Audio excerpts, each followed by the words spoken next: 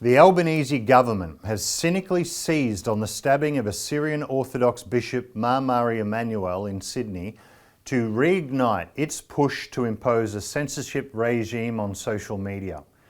Australians who value free speech must send a strong political message to Parliament through their representatives that it is unacceptable for the government to seek to capitalise on a tragedy to impose their pre-existing agenda to control information on social media.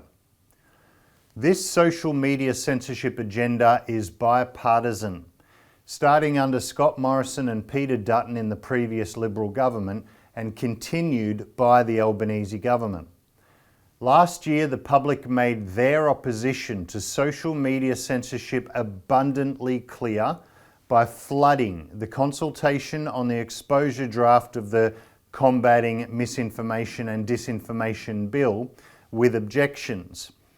The opposition came from a broad cross-section of the public and across the political spectrum. The Human Rights Commission and the Australian Law Council identified the age-old problem with a law like this: the definition of terms like disinformation and harmful.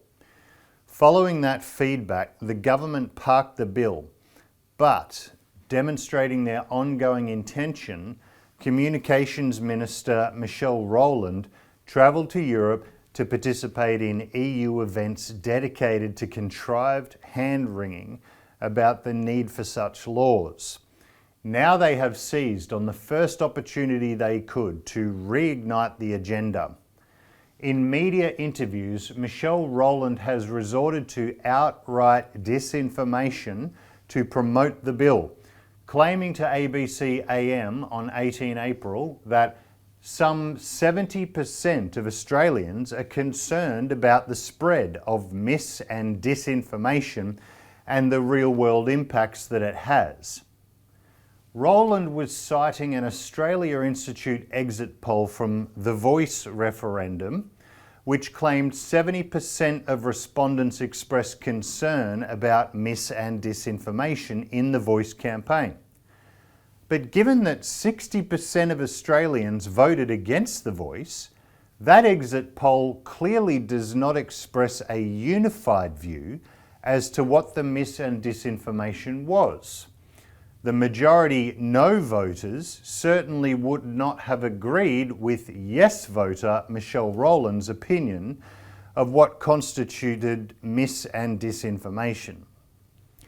It's not that there is no disinformation on social media, there's plenty of it, including arguably harmful disinformation. But there's equally plenty of harmful disinformation that comes from the government and media, both of which are exempt from the law, which proves that it's about control, not reducing harm. And following from that point, the danger of enacting laws to censor information outweighs the dangers of disinformation. The real problem the government is seeking to address is the existential crisis of the collapse of trust in both government and the mainstream media. The cause of that crisis is one they do not wish to address, namely their betrayal of the Australian people on myriad fronts, especially economic and foreign defence policy, which is why the public don't believe them anymore.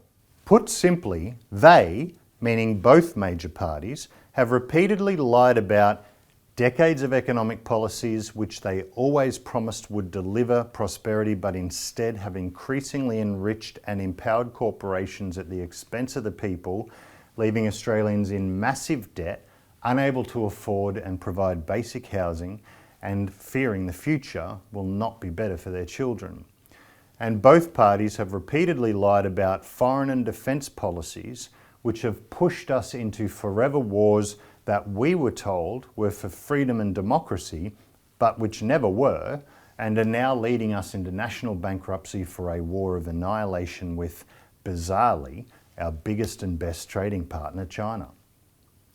For the government to address this existential collapse in trust, the major parties would have to change their policies to earn back the trust, but that would require breaking with the vested corporate interests who are the only beneficiaries of their policies. Foremost among those corporate interests are the corporate mainstream media, the most concentrated in the world, which have aided and abetted the government in its lies.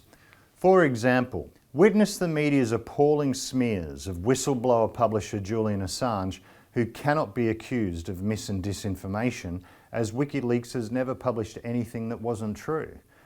The current leadership of these parties seem incapable of changing their policy direction voluntarily.